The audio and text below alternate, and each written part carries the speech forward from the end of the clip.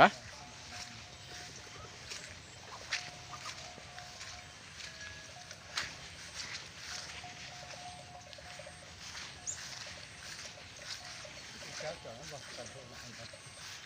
ฮะจะสู้ไปเวียดนี่เขาไปซื้อโทรศัพท์ไปนั่งจะถือโทรศัพท์เรากันเท่า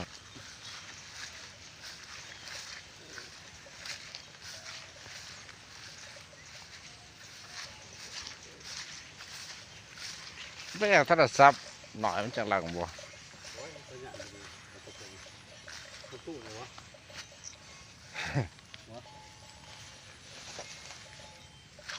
ตู้เลยวะแต่ว่าพี่แม่นี่แหละ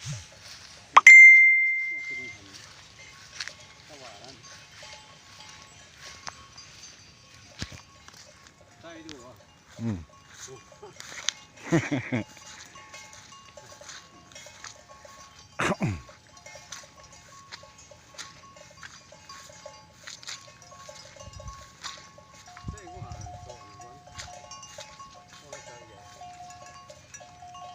เราเด่นท้องหน้า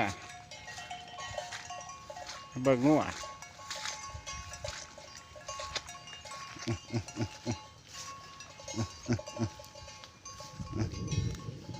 ขุดเนื้อตัว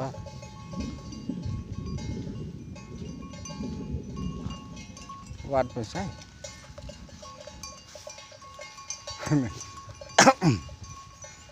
คำขุดเลยไม่ดุไม่เลยปะจาก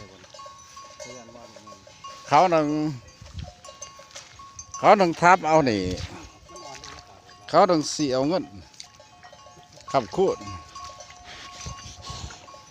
ตะกี้เห็นกูจะใส่ยางมาหาจะข้าวเดียงมัน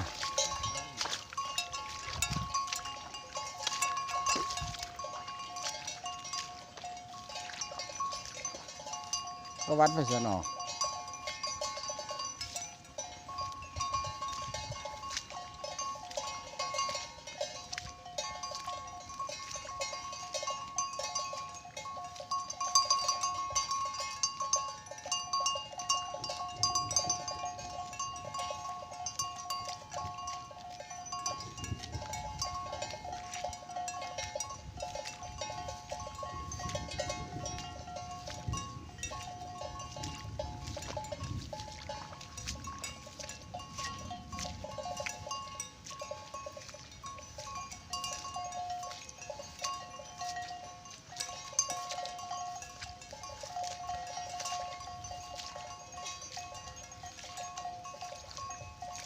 งานบ่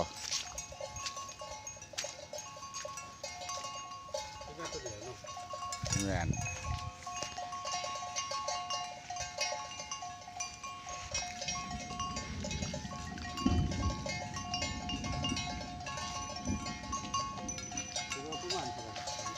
ฮะ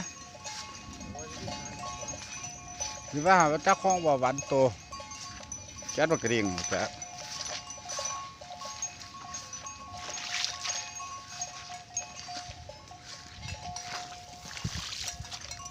งานสับเลยฮะป้ายมันสลายป้ายมันสลาย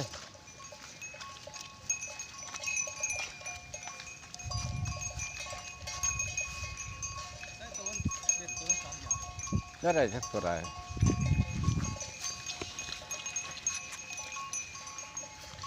โอ้ต้องมาถือกินของแต่หน่อยเท่านี้เนาะ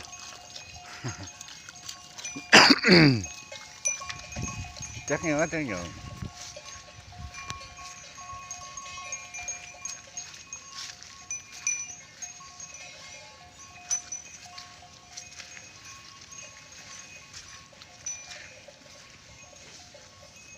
ไปใส่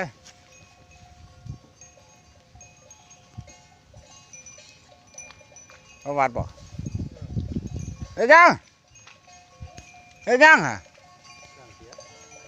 โอ้